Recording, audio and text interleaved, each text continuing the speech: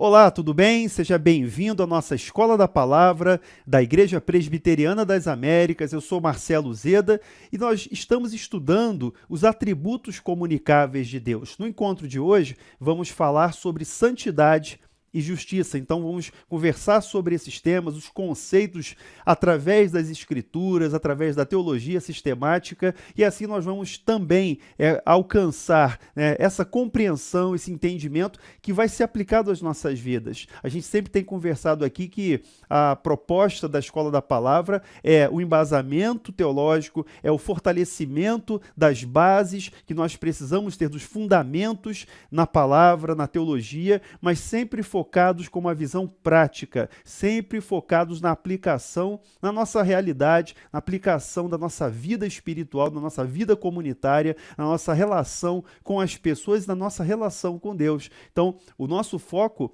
é dar o fundamento, o embasamento, que muitas vezes nós precisamos, nos perguntamos no dia a dia. Então, aqui o nosso objetivo é trazer essa base, que fique como referência para a nossa vida, para que seja aplicado no nosso dia a dia. Então, o nosso tema de hoje é santidade e justiça, dois atributos comunicáveis de Deus. Mas antes da gente falar sobre esses temas especificamente, eu quero te fazer um convite a se cadastrar no nosso WhatsApp das Américas. Anota esse número, por favor, 21 99 568 1543. Esse número do WhatsApp das Américas vai nos permitir uma linha direta, um contato direto, uma linha de comunicação direta com você. Você com a igreja também poderá, através do WhatsApp das Américas, encaminhar suas perguntas. Tem uma dúvida aqui sobre essa aula agora? Você pode encaminhar, porque durante a aula nós vamos responder, durante a aula nós vamos atender a sua dúvida, o seu questionamento. Você vai acompanhando aí, você vai perceber que ao mesmo tempo em que essa aula está sendo ministrada, a gente tem uma equipe de comunicação que faz parte aqui da nossa Escola da Palavra e que vai acompanhar, vai colher a sua pergunta, o seu comentário no próprio chat aí do YouTube, do Facebook e também através do canal aqui do WhatsApp das Américas. Você pode encaminhar essas dúvidas que nós responderemos oportunamente, ok? Você pode fazer o seu pedido de oração. O WhatsApp das Américas é também um canal para você fazer a comunicação de necessidades, de pedidos de oração. Então é um canal que você tem diretamente com a igreja e é claro que através desse meio a gente também toma conhecimento das atividades, dos eventos. Por exemplo, nós temos duas novidades importantes. A primeira novidade é a Sexta Teológica. Então, toda sexta-feira, 17 horas é o nosso horário agendado nesse momento. Às 17 horas nós temos uma aula com um professor convidado de fora. Então vem mestre, doutor em teologia, professores dos seminários teológicos presbiterianos, reverendos, pastores que vão trazer um tema relevante para nós. Então é a Sexta Teológica. Como é que é feita a Sexta Teológica? Através do aplicativo do Zoom. Então você vai receber o convite através do WhatsApp das Américas, você vai se cadastrar, você vai receber esse convite, vai acessar a reunião lá pelo Zoom e vai participar do estudo. Nós tivemos já o nosso primeiro estudo com o reverendo Ivo Mozart, da Igreja Presbiteriana do Meier, professor do seminário Simonton, e foi uma bênção. Ele falou sobre o desenvolvimento, a história, falou sobre a história e a formação da religiosidade protestante no Brasil. Foi muito bom, uma aula que nós recebemos através desse canal do Zoom, e você vai receber o convite aqui pelo WhatsApp das Américas. Então, o reunião de casais, nós temos feito todas as sextas-feiras à noite, reunião de casais através do Zoom. Por exemplo, a gente vai receber o doutor Roberto Ailmer, que vai trazer uma palavra muito especial para nós. Então, convidados especiais virão trazendo palavras, trazendo ministrações para nós, palestras, e através dessa reunião nós vamos crescer também como famílias, como casais. Então, são muitas oportunidades. A SAF, a UMP, os jovens, então as mulheres, eles têm feito reuniões, eventos, e é aqui que você vai tomar conhecimento de tudo isso. Então, esse é o canal de comunicação que a igreja tem com você, e você tem também o acesso aí à igreja através desse e-mail. É a forma mais fácil de nós nos comunicarmos hoje, tá bom? Então, anota aí o WhatsApp das Américas. Se você ainda não é cadastrado, faça seu cadastro, porque é fundamental. Outra questão que eu queria colocar também rapidamente é pedir que você se inscreva no nosso canal. Nós estamos aqui no YouTube fazendo, né, a apresentação desse conteúdo. Então você pode estar aí me assistindo pelo YouTube ou pelo Face. Essa aula é transmitida por esses dois canais. Então, eu peço que você se inscreva no nosso canal. Você coloca aí, então, a inscrição, ativa o sininho, porque você vai receber também as novidades. Então, as mensagens são colocadas no YouTube. Os nossos cultos são passados ao vivo, são transmitidos ao vivo pelo YouTube. Mesmo que nesse momento nós não tenhamos a possibilidade de reunir a congregação, de reunir a comunidade toda no nosso espaço físico, nós temos a oportunidade de transmitir em tempo real o culto. Então, a mensagem, o louvor, uma equipe reduzida, específica, vai trabalhar nisso, e você vai receber, vai poder cultuar em tempo real com a gente através do YouTube. E assim também as mensagens, as nossas lives que são feitas no Instagram, elas são também gravadas e colocadas à sua disposição aqui no canal no YouTube. Então é um meio também que nós temos de conteúdos, postagens de conteúdos que são fundamentais para a nossa vida espiritual. Então faça aí a sua inscrição no nosso canal, ativa o sininho para você receber as novidades. Siga-nos também nas redes sociais, no Face, no Instagram. Nós temos feito muitas atividades aí, só procurar por Igreja das Américas, você vai encontrar aí as nossas lives. O reverendo Averaldo tem feito lives maravilhosas com convidados, então assim, com pessoas que têm trazido muito enriquecimento espiritual, muitas palavras, assim, é um momento em que a gente tem oportunidade de crescer.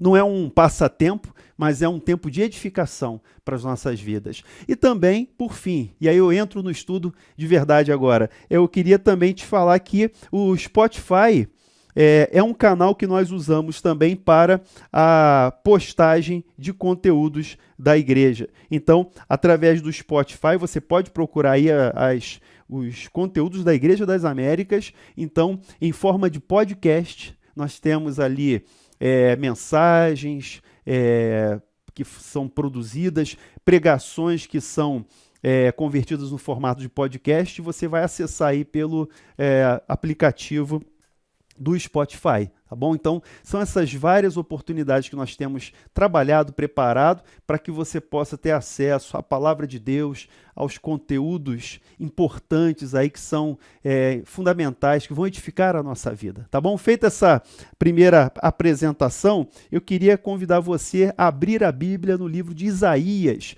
no capítulo 6, eu vou projetar aqui na tela, você vai poder fazer a leitura pela tela, mas se você tiver a Bíblia à mão, leia na sua Bíblia, marque na sua Bíblia. Eu quero começar com a leitura desse texto, que para mim é um dos textos mais impactantes da palavra de Deus. É o texto de Isaías, capítulo 6, a partir do versículo 1, o profeta Isaías começa dizendo o seguinte: no ano da morte do rei Uzias, eu vi o Senhor assentado sobre um alto e sublime trono, e as abas das suas vestes enchiam o templo. Serafins estavam por cima dele, cada um tinha 6 asas, com 2 cobria o rosto, com 2 cobria os seus pés, e com 2 voava. E eles diziam uns para os outros, olha o que diz aqui o versículo 3, e clamavam uns para os outros, dizendo: Santo, Santo, Santo é o Senhor dos exércitos, toda a terra está cheia da sua glória. As bases do limiar se moveram à voz do que clamava, e a casa se encheu de fumaça. Então disse eu: ai de mim, estou perdido, porque sou homem de lábios impuros, habito no meio de um povo de impuros lábios, e os meus olhos viram o Rei, o Senhor dos exércitos. Então essa passagem aqui é muito forte, assim, ela realmente traz esse impacto da presença de Deus, e aqui o foco é a santidade de Deus. O profeta Isaías, ao retratar essa situação, ele viu o Senhor, e ele viu o Senhor assentado num alto e sublime trono. As abas de suas vestes enchiam ali o santuário, e aqueles serafins, né, que cercam a glória de Deus, aqueles que a tarefa desses seres espirituais é conduzir, acompanhar, é como se fosse ali uma comitiva que acompanha a glória de Deus. Eles clamavam uns para os outros: Santo, Santo, Santo. Como lá no hebraico você não tem um superlativo, a gente não tem um santíssimo, aqui você tem essa expressão, eles repetem a palavra 3 vezes, para dizer que ele é santo, santo, santo, santíssimo, ninguém é santo como ele, essa é a ideia. E a reação do profeta Isaías foi uma reação de desespero: ai de mim, eu vou morrer, porque os meus olhos viram o rei. Ele diz que ele é um homem de lábios impuros e que habita no meio de um povo de impuros lábios. Mas naquele momento seus olhos viram o rei, eles viram o Senhor dos Exércitos. E a reação do profeta Isaías é uma reação de sentir insignificante e ao mesmo tempo a sensação de que está perdido, que está ali diante da santidade de Deus, e ele tem aquele impacto do desespero por conta do reconhecimento do seu pecado. Lá no Novo Testamento, nós temos um texto em que Jesus questiona os discípulos se eles também não vão abandoná-lo.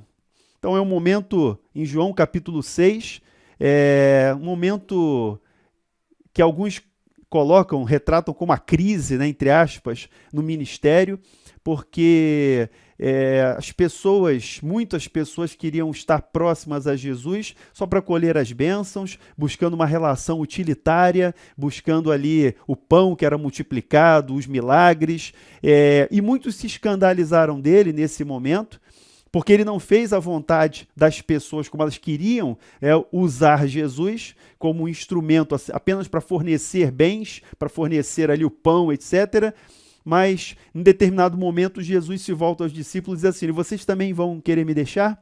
Vocês também vão seguir como os outros, me abandonar? E a resposta de Pedro é uma das respostas mais comoventes apresentadas aqui nos evangelhos, né? Assim, eu acho que dentre as falas de Pedro aqui no livro de João, talvez aquele momento em que depois de Jesus ressuscitado, que Jesus fala: Pedro, tu me amas, eu acho que isso só perde para aquele momento, né? Mas esse momento, Pedro responde a Jesus dessa seguinte forma: respondeu-lhe Simão Pedro: Senhor, para quem iremos?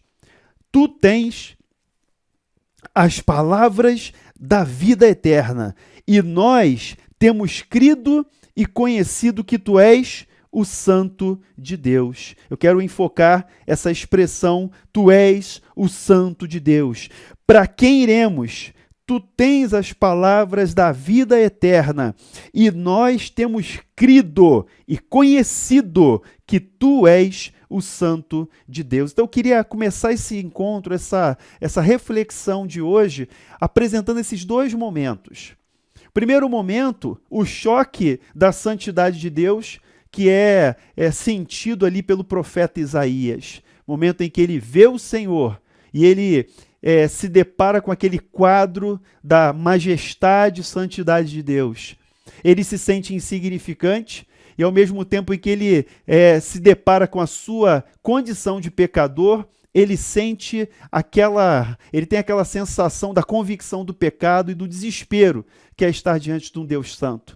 Mas aqui no Novo Testamento, nós também temos esse contato, essa revelação da santidade de Deus na pessoa de Jesus Cristo. E quando Pedro e os discípulos aqui são questionados, Pedro toma a palavra e responde a Jesus, que diz assim: olha, Senhor, para onde iremos? Nós não podemos abandoná-lo. Nós não podemos sair de perto do Senhor. Para onde iremos? Tu tens as palavras da vida eterna, e nós temos crido e conhecido que tu és o Santo de Deus. Então, no Antigo Testamento, Deus se revela como Deus Santo. No Novo Testamento, Deus se revela como Deus Santo. E essa plenitude da santidade de Deus é encarnada aqui em Jesus Cristo. Ela é manifestada em Jesus Cristo. Guarda esses dois momentos aí, essas duas passagens da palavra de Deus, que a gente vai usá-las mais à frente. Mas vamos seguir aqui, vamos começar trabalhando alguns conceitos, algumas orientações teológicas. A palavra hebraica para ser santo, e aqui fazendo referência àquele, dentre outros textos, ao texto de Isaías, é Kadash. Então, ser santo, a palavra hebraica é Kadash, que deriva da raiz Kad, que significa cortar, separar. Cortar, separar. Então, ser santo vem da palavra no grego aqui da raiz, do hebraico, na raiz aqui, kad, ok? Kadash, ser santo, significa cortar, separar. Então, no original, a palavra hebraica é Kadash. Kadash, Kadash, Kadash. Aquela leitura que nós fizemos de Isaías. Eles diziam, clamavam uns para os outros. Kadash, Kadash, Kadash. Santo, santo, santo. Ou seja, separado, cortado, né? A palavra que é a ideia de cortar, separar. A gente vai entender por quê. A ideia aqui da separação em relação a essa natureza de Deus, a sua santidade. É uma das palavras religiosas mais proeminentes do Velho Testamento. Ela é muito repetida no Velho Testamento e é aplicada primariamente a Deus. A Deus é o seu povo também, comunicada ao seu povo. A mesma ideia é comunicada pelas palavras agiazo e ágios no Novo Testamento. Aqui, quando nós lemos João, a palavra santo é exatamente essa mesma palavra agios. Essa palavra aqui, olha, agios, é a palavra usada no grego, aqui no Novo Testamento, para santo. Por que eu estou colocando essa primeira orientação quanto à palavra, o conceito aqui usado na Bíblia? Então, a ideia é separar. Santo é separado. Separado. Em que sentido? É o que a gente vai estudar agora nas aplicações aqui, na ideia de santidade, ok? Então vem comigo aqui para a gente acompanhar mais um pouquinho no material. Eu estou usando a teologia sistemática de Luiz Berkoff, mais uma vez, tá? Teologia sistemática de Luiz Berkoff. Se você tiver interesse, vale muito a pena. Eu peguei aqui da minha estante para você. Aqui, olha, esse livro aqui, Luiz Berkoff, tá aqui, eu sempre deixo ele aqui na estante, tem uns livros aqui que você vai ver, que eu uso como referência também, mas como é um volume só, eu acho que é bem interessante, vale a pena o investimento, tá? É uma boa teologia e eu tenho usado aqui como referência na preparação desses estudos. Então, as menções que eu faço aqui são de Luiz Berkoff, então já coloco aqui logo de primeira para você saber a fonte de onde nós estamos trazendo aqui esses comentários. Então veja, disto já se vê que não é correto pensar, então disto que da expressão aqui, né, usada tanto no hebraico quanto no grego, ele diz, já se vê que não é correto pensar na santidade primariamente como uma qualidade moral ou religiosa, como geralmente se faz. Então, a primeira advertência aqui feita pelo Luiz Berkoff é essa. Não é correto pensar na santidade primariamente como uma qualidade moral ou religiosa, como normalmente se faz. A sua ideia fundamental é de uma posição ou de uma relação existente entre Deus e uma pessoa ou coisa. Então, a ideia de santidade não é uma ideia de uma qualidade moral. A ideia primária é a ideia de uma posição, de uma relação. Então, você vai ver muito no Antigo Testamento determinados objetos sendo santificados.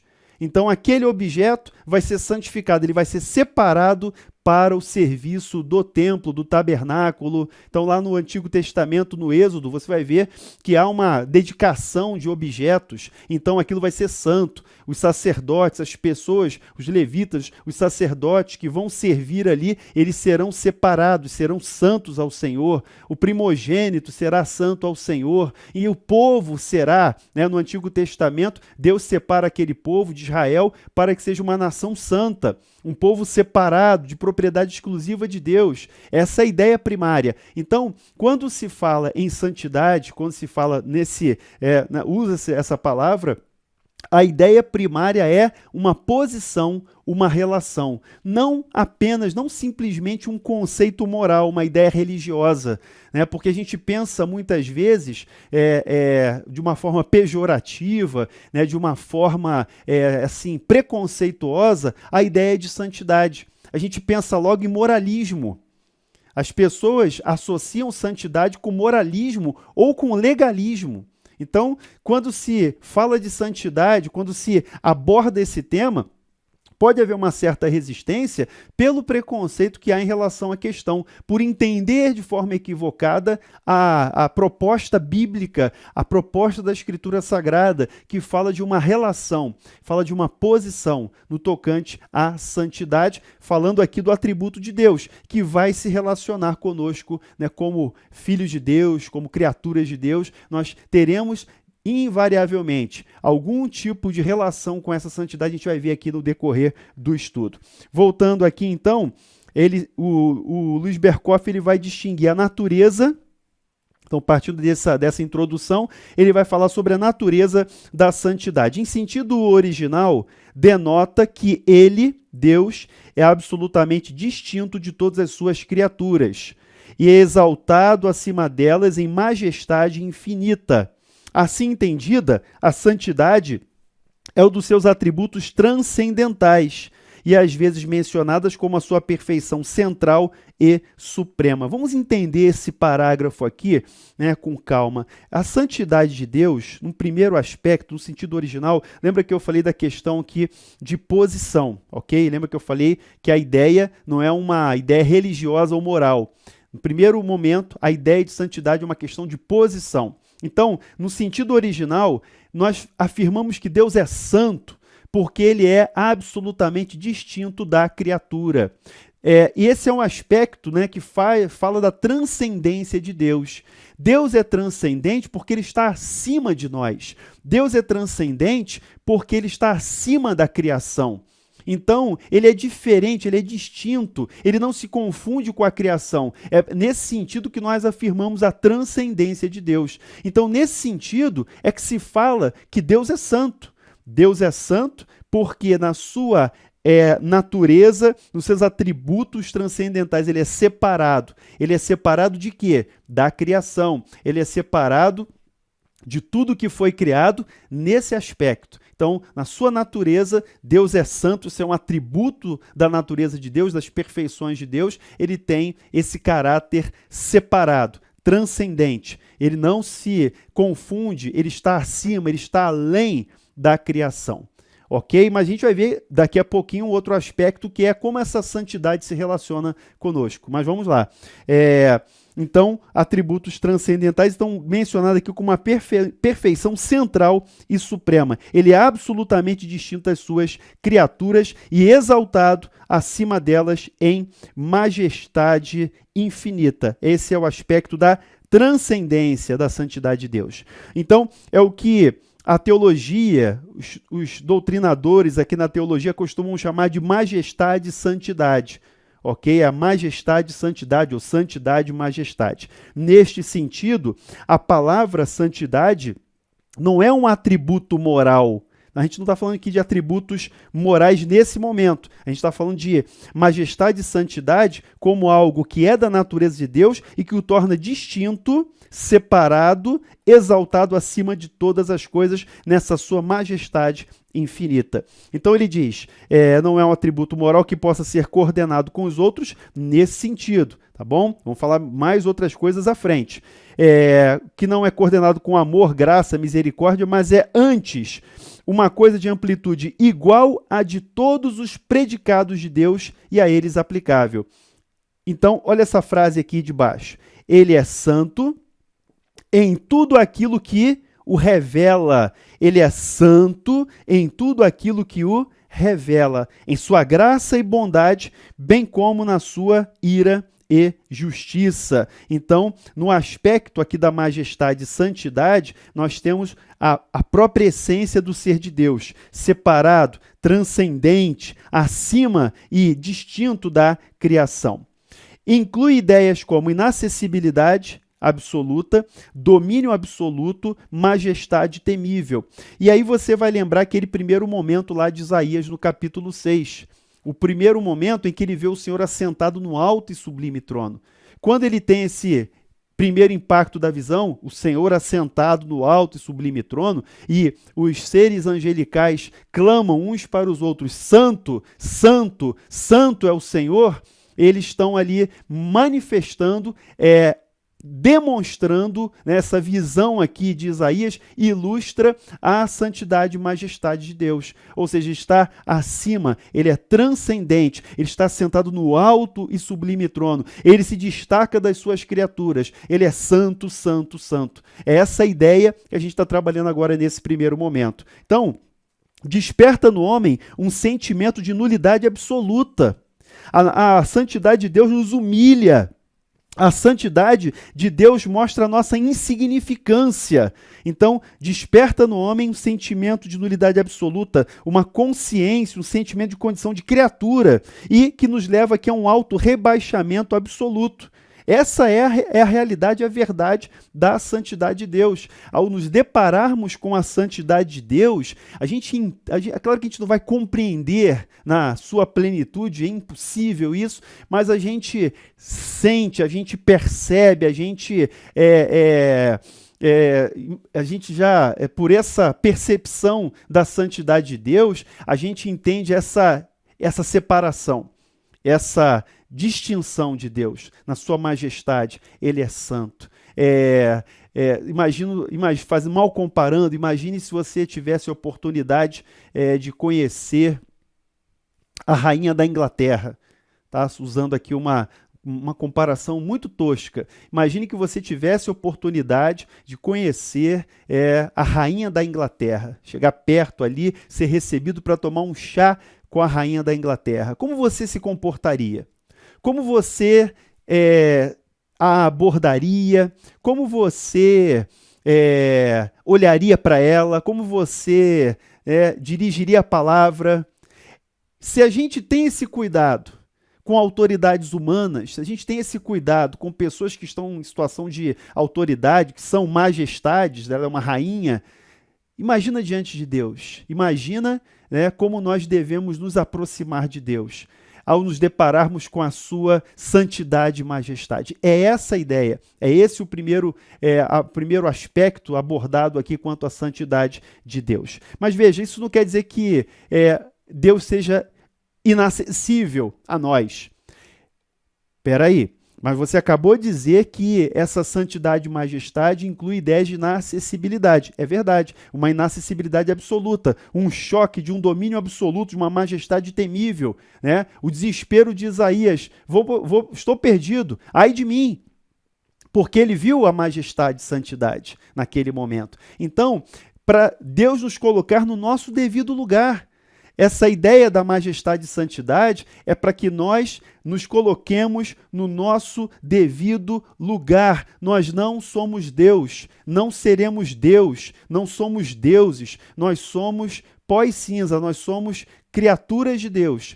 E dessa condição é que nós devemos olhar para essa majestade, se é que podemos olhar para ela e reconhecer o Altíssimo, o Santo, Santo, Santo. Essa é a ideia. Mas vamos seguir um pouquinho mais aqui no nosso conteúdo. Eu digo aqui, olha, com base no Berkhof, mas a santidade de Deus tem também um aspecto especificamente ético na Escritura. E é nesse seu aspecto que estamos mais interessados nessa conexão.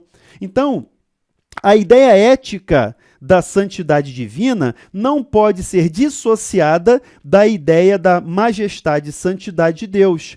Aquela desenvolve-se a partir desta. Agora eu entendi. Então quer dizer o seguinte, você falou da majestade e santidade de Deus, e essa ideia da majestade e santidade mostra que Deus é transcendente, que Deus está acima, é distinto da criatura e que ele está elevado no alto sublime trono. Ele está, né, dentro desse aspecto, na inacessibilidade. É verdade. Agora, existe um outro aspecto da santidade de Deus, que a gente vai abordar nesse momento, que é o aspecto ético. Então, é a santidade no sentido ético, o que ela representa nesse aspecto ético. Então, a ideia ética de santidade não é dissociada daquela primeira. Eu só posso entender esse aspecto ético da santidade de Deus se eu compreendo, se eu me deparo com a santidade e majestade. Então, vamos seguir. A ideia fundamental da santidade ética de Deus também é de separação. A palavra é a mesma. A palavra é a mesma. E aí eu me refiro a João 6 que nós lemos lá no início. Quando Pedro diz para Jesus: para onde iremos nós, Senhor? Só tu tens as palavras de vida eterna e nós temos conhecido e crido que tu és o Santo de Deus.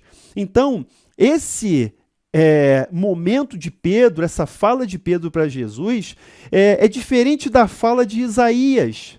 Percebeu o paralelo? Isaías se depara com a majestade e santidade. É claro que eu não coloquei o texto todo do capítulo 6, mas eu quis mostrar esse primeiro impacto da santidade e majestade, ou da majestade e santidade de Deus. Lá em João, o Verbo encarnado é o Santo de Deus. E Pedro quer estar perto dele. Pedro não quer sair de perto dele. É interessante que a reação de Isaías é: estou perdido. Ai de mim! A reação de Pedro é: Senhor, não nos abandone, Senhor, não nos deixes, porque tu és o Santo de Deus. Então, o foco de Pedro, claro, a palavra é a mesma, separado, cortado, mas o foco da fala de Pedro é o aspecto ético da santidade de Deus. É a santidade de Deus que mostra que nós somos pecadores, no seu aspecto da majestade, humilha, mostra a nossa insignificância e nos mostra a nossa necessidade dele. Então, o Pedro que, convicto dessa necessidade, veja, reconhecendo a sua insignificância, reconhecendo a sua baixeza, ele também reconhece a necessidade de estar com Jesus. Ele reconhece a necessidade de ficar com ele e dizer: para onde iremos, Senhor? Tu tens as palavras de vida eterna. E nós sabemos, nós temos crido e sabemos que tu és o Santo de Deus. Essa confissão de Pedro é maravilhosa, porque ele está olhando para esse outro aspecto, que é a santidade no aspecto ético de Deus. A santidade que diz respeito aqui, veja, à separação do mal moral.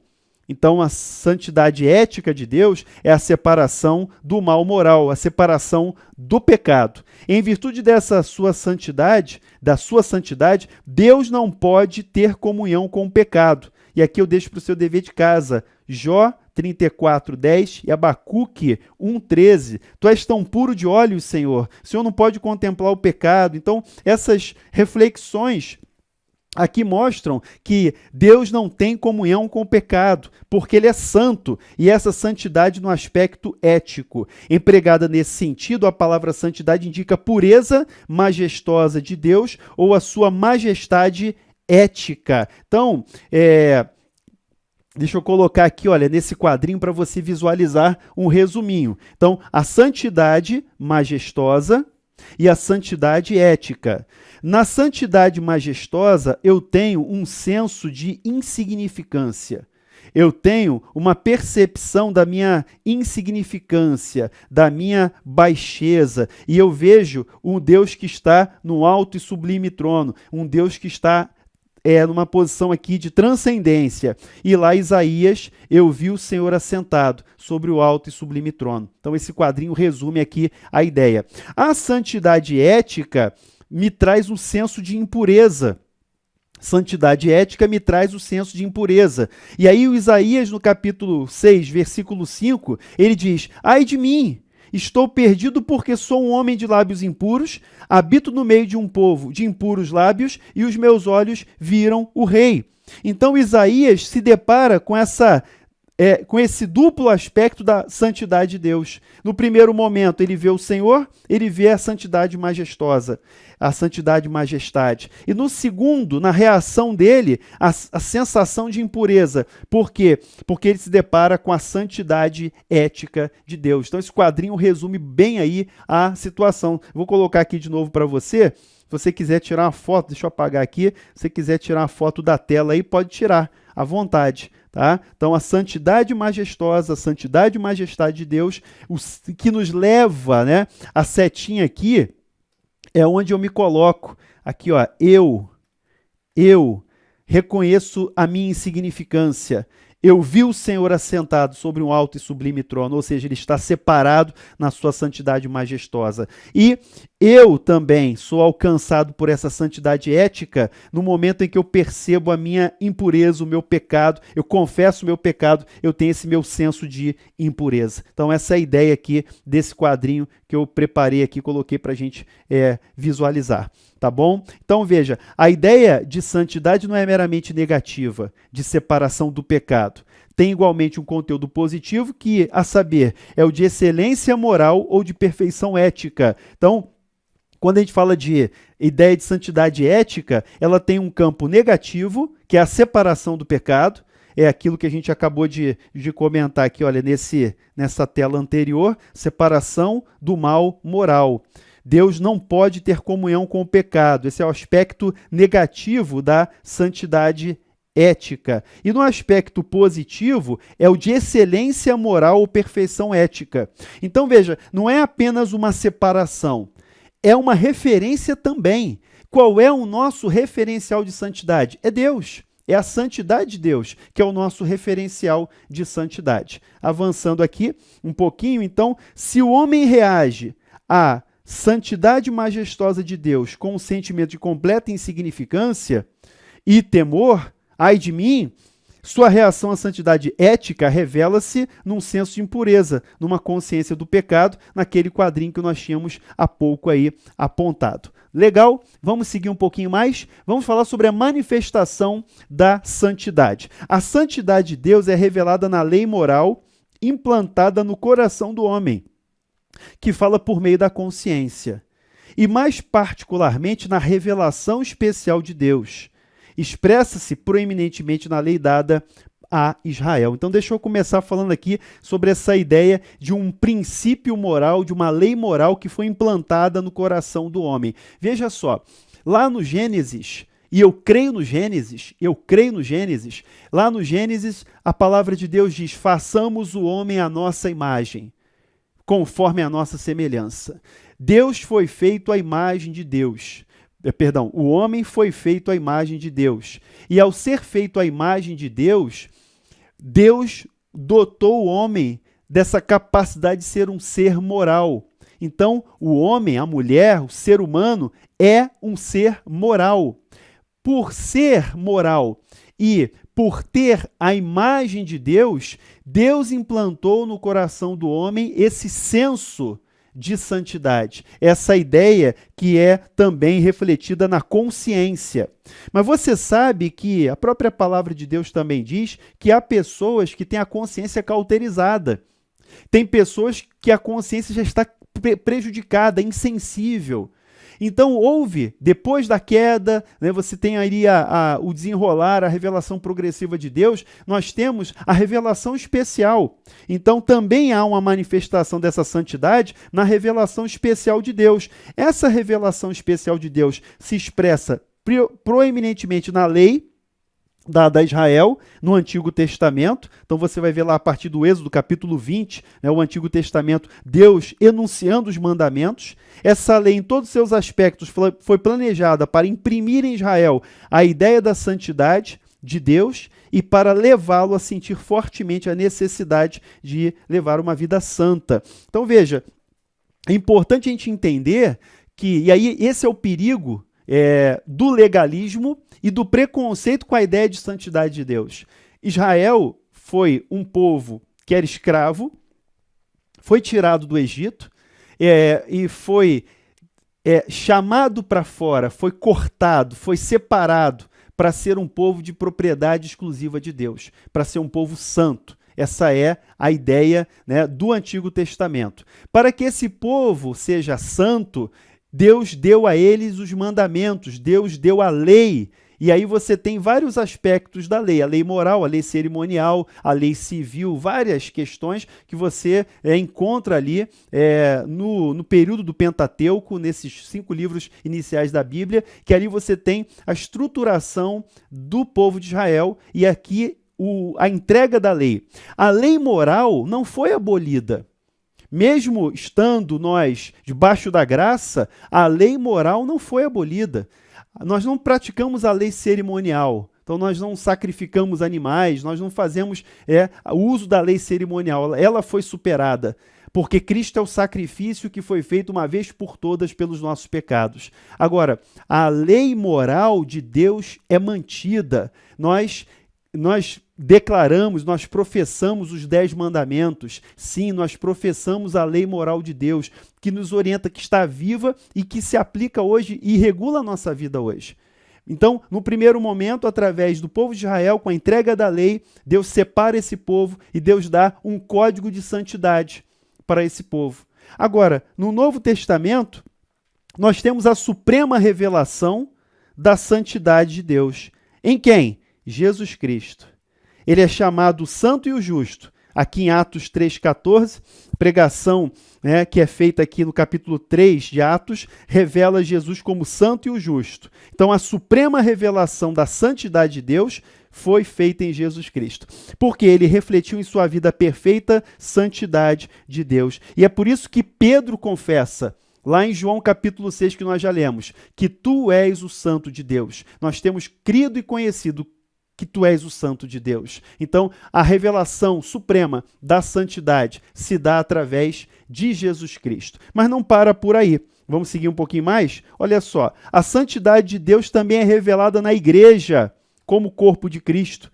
É verdade? É verdade. A santidade de Deus, Jesus Cristo foi elevado aos céus, ele ascendeu aos céus, e a igreja hoje é o povo de propriedade exclusiva de Deus. É o que o apóstolo Pedro chama nas suas cartas, ele fala, vós sois raça eleita, sacerdócio real, nação santa. É nesse sentido que Pedro nos convoca como nação santa, povo de propriedade exclusiva de Deus, para que nós possamos proclamar as virtudes daquele que nos chamou das trevas para a sua maravilhosa luz. Essa é a ideia. A igreja hoje dá continuidade a essa revelação da santidade de Deus. E nós temos o Espírito Santo. O Novo Testamento destina mais particularmente o termo santo para qualificar a terceira pessoa da Trindade, a Trindade Santa. O Espírito Santo, como a terceira pessoa da Trindade, é aquele cuja tarefa especial na economia da redenção consiste em comunicar santidade ao seu povo. Que bênção! Porque nós cremos na habitação do Espírito Santo e é uma realidade revelada pela palavra de Deus. Então, o Espírito Santo é o Espírito santificador. A igreja é santa porque ela é santificada pelo Espírito. Mas, Marcelo, nós temos tantos defeitos? Temos sim, muitos defeitos. Eu, você, a igreja tem defeitos, mas aos olhos de Deus, nós somos o penhor, o Espírito Santo é o penhor da esperança. Ele foi colocado em nós com essa missão, ele é enviado por Jesus para habitar na igreja, para habitar em nós e nos santificar. Então essa é a continuidade da revelação. Não estou falando de uma revelação nova, ok? Mas a revelação da santidade. Quem revela a santidade para o mundo hoje? Somos nós. Quem revela a santidade de Deus para o planeta, para os nossos próximos, para os nossos amigos? A igreja, nós somos hoje, aqueles que vão carregar o Espírito Santo, aqueles que vão ter dentro de si o Espírito Santo e que vão ser alvos dessa santificação. Seguindo um pouquinho mais, vamos lá, vamos adiante. 1 Pedro, capítulo 1, versículos 15 e 16, ele diz assim, olha, pelo contrário, segundo é santo aquele que vos chamou, tornai-vos santos também vós mesmos, em todo o vosso procedimento, porque está escrito, sede santos, porque eu sou santo. Então Pedro faz essa chamada, ele repete aqui o texto do Antigo Testamento, do Levítico, tá? Ele diz, porque está escrito no Antigo Testamento, veja que a ideia de santidade não foi alterada. A ideia de santidade não foi alterada, porque ela não é uma ideia religiosa. Aqui a santidade ética de Deus, que decorre, que está vinculada à sua santidade, majestade. Beleza? Vamos falar agora sobre a justiça de Deus. falamos sobre a santidade, vamos agora conversar um pouco sobre a justiça de Deus, porque a justiça de Deus está intimamente ligada com a santidade. Claro, são atributos do ser de Deus, são perfeições do ser de Deus. Então vem comigo aqui falar sobre a justiça de Deus. Então, a ideia fundamental de justiça é a de estrito apego à lei. É verdade. Quando a gente fala em justiça, a gente pensa em lei, não é verdade? O primeiro pensamento, reação é de legalidade, de lei. Então, entre os homens, ela pressupõe que há uma lei à qual eles devem ajustar-se. É verdade. A gente é criado entendendo, crescendo, compreendendo que existe uma lei e nós devemos respeitar, nos adequar e nos comportar de acordo com essa lei. Então, quando se fala em justiça, a ideia fundamental sempre que vem é essa, um estrito apego à lei. Agora, embora não haja lei acima de Deus, certamente há uma lei na própria natureza de Deus. E esta constitui o mais elevado padrão possível, pelo qual todas as outras leis são julgadas. Então, embora não exista uma lei acima de Deus, há uma lei na própria natureza de Deus. Por isso nós estamos falando sobre a justiça de Deus. A lei na própria natureza de Deus é a sua justiça. Os termos hebraicos para justo e justiça são tzadik, tzedek, tzedakah. Por isso que você vai encontrar lá, o Senhor é a nossa justiça, Jeová Tzidkenu, né? O Senhor lá no Antigo Testamento, o Senhor justiça nossa. Então essa ideia de tzedek, tzadik ou tzedakah. E os termos gregos correspondentes são dikaios e dikaiosine. Todos contêm a mesma ideia. Qual é a ideia, tanto no Antigo Testamento quanto no Novo Testamento? De conformidade a um padrão. Conformidade a um padrão. Então, a justiça se manifesta especialmente em dar a cada homem o que lhe é devido, em tratá-lo de acordo com os seus merecimentos. E não é essa a ideia que nós temos de justiça? Não é? Cada um vai receber o que merece. Essa é a ideia. Não é isso que nós clamamos, né, quando vemos injustiças, quando vemos, né, muitas vezes o mal prevalecendo, né, a corrupção, diversas realidades que nos ofendem. Por quê? Porque nós sempre procuramos um ideal de justiça, uma referência de justiça. E o nosso ideal, a nossa referência é a justiça de Deus. Então, vamos visualizar aqui a justiça de Deus em dois aspectos, a justiça absoluta e a justiça relativa. Entenda, eu não estou relativizando a justiça. Você vai entender esses dois aspectos da justiça de Deus, a justiça absoluta e a justiça relativa. Vamos agora compreender. A justiça absoluta é a retidão da natureza divina, em virtude da qual Deus é infinitamente reto em si mesmo. Quando a gente fala, então, da justiça absoluta, é a natureza de Deus, ele ser infinitamente reto em si mesmo. Agora, a justiça relativa é a perfeição de Deus pela qual ele se mantém contra toda violação da sua santidade e mostra em tudo e por tudo que ele é santo. E esta retidão que o termo justiça se aplica mais particularmente. Então, só para a gente compreender aqui a abordagem mais uma vez. Assim como eu fiz a referência da santidade, no sentido absoluto, no sentido transcendente e no sentido ético, a ideia aqui também é a justiça absoluta do ser de Deus, porque na sua natureza ele é infinitamente reto, infinitamente justo, ele é o justo. E no aspecto relativo da sua justiça é que Deus se mantém justo e santo contra toda violação da sua santidade. Então, pecado com todas as letras, pecado é uma afronta, pecado é errar o alvo, pecado é rebeldia, pecado é ir contra a santidade de Deus, é ofender a santidade de Deus.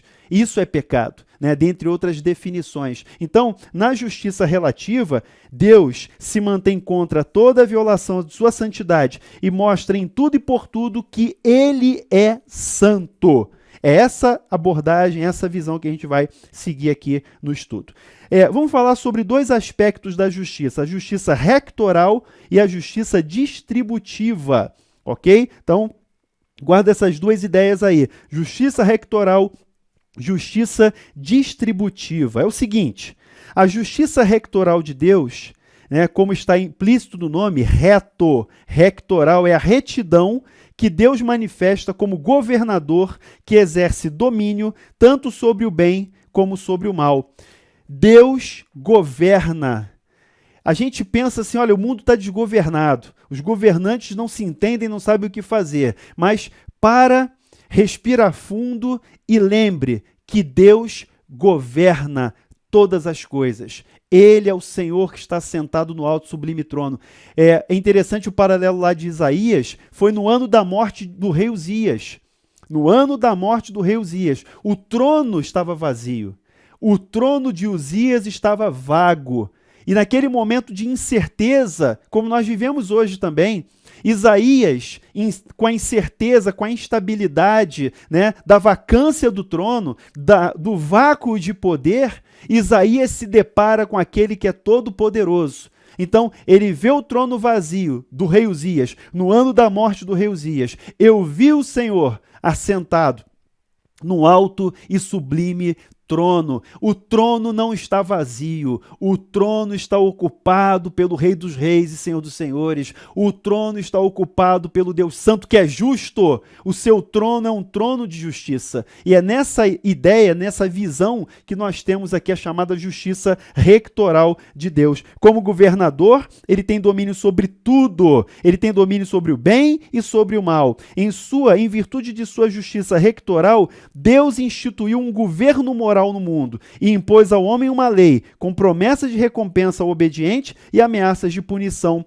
ao transgressor. Veja como é que os dois temas estão muito ligados, santidade e justiça. No Velho Testamento, Deus sobressai proeminentemente como legislador de Israel. Já falamos sobre esse tema na introdução. E aqui eu deixo para você fazer a leitura dos textos aqui referidos, tá? Para o seu dever de casa, quiser anotar aí, fotografar, né? Marca aí para você poder ler. A Bíblia também se refere à obra rectorial de Deus, aqui em Salmo 99 e Romanos 1,32, aqui no Novo Testamento, assim como Tiago 4,12 também. Então, essa justiça rectoral. Agora, o que é a justiça distributiva? O nome já diz, né? Ele vai distribuir alguma coisa, né? Vem coisa por aí. Esse termo habitualmente serve para designar a retidão de Deus, a justiça, a retidão de Deus, na execução da lei. Então, o aspecto retributivo, o aspecto da justiça distributiva, o retributivo já vem logo em frente aí, mas a justiça distributiva diz respeito aqui à retidão de Deus na execução da lei. Ele é justo juiz, ele distribui a justiça. É interessante, né, que no sistema de justiça, a gente fala isso, né, no dia a dia, né, naqueles que operam aí no direito, né, a gente fala da entrega da justiça, a prestação da jurisdição, né, a distribuição da justiça.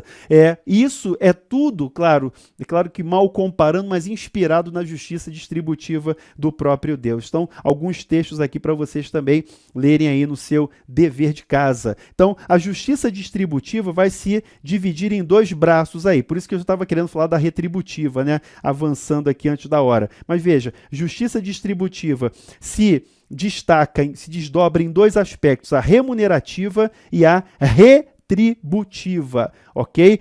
Marcelo, são muitos conceitos, não tem problema, né? O importante é você ficar aqui com o fundamento da palavra de Deus que vai orientar as nossas vidas. Então, justiça remunerativa e retributiva são aspectos, desdobramentos da justiça distributiva. Vamos lá. A justiça remunerativa se manifesta na distribuição de recompensas aos homens e anjos. E aqui várias passagens aí para você ler no seu dever de casa. Justiça remunerativa se manifesta na distribuição de recompensas a anjos e homens. E é um aspecto da generosidade de Deus, é uma expressão do amor divino. É interessante, né? Justiça e amor. Justiça e amor. Então, a justiça distributiva de Deus se manifesta nesse aspecto aqui, que é remunerativo, porque Deus concede bênçãos, recompensas, que são manifestações da sua generosidade, do seu amor. Então, não com base em méritos propriamente ditos, porque a criatura não pode dar prova de nenhum mérito absoluto diante do Criador, mas segundo a promessa e acordo, segundo a aliança que Deus tem conosco. As recompensas de Deus são frutos da sua graça e decorrem de uma relação pactual estabelecida por Ele. Então nós temos uma aliança com Deus e com base nessa aliança Ele vai distribuir recompensas, bênçãos, graça, vai manifestar sua misericórdia e seu amor em relação às nossas vidas. Seguindo um pouquinho, e a justiça retributiva se relaciona com a imposição de castigos. Então esse é o aspecto da ira divina, essa é a expressão da justiça de Deus no tocante ao pecado, no tocante aqui à rebeldia do homem. Enquanto num mundo isento de pecado não haveria lugar para sua aplicação, se não houvesse pecado, necessariamente tem proeminente lugar num mundo cheio de pecado. Então a Bíblia, em geral, dá mais ênfase, por incrível que pareça, hein? Olha essa frase aqui. A Bíblia, em geral, dá mais ênfase à recompensa dos justos do que à punição dos ímpios. Mas mesmo esta é bastante proeminente, ou seja, a retributiva.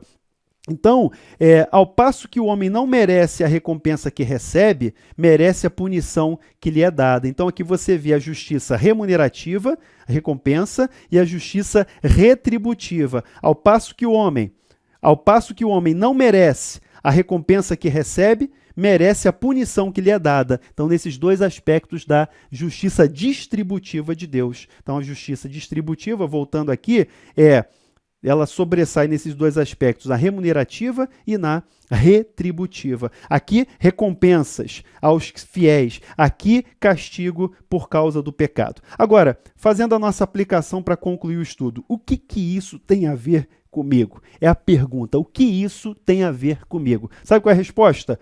Tudo! Isso tem tudo a ver comigo, isso tem tudo a ver com você. Eu quero mencionar algumas passagens aqui finais. Primeiro, sobre santidade. A oração sacerdotal de Jesus, numa das partes, ele diz assim: santifica-os na verdade. A tua palavra é a verdade. Então, a referência para a nossa santificação é a palavra de Deus. Eu sei que todas as orações de Jesus foram ouvidas e são ouvidas. Ele é intercessor, ele intercede por nós hoje, à destra de Deus.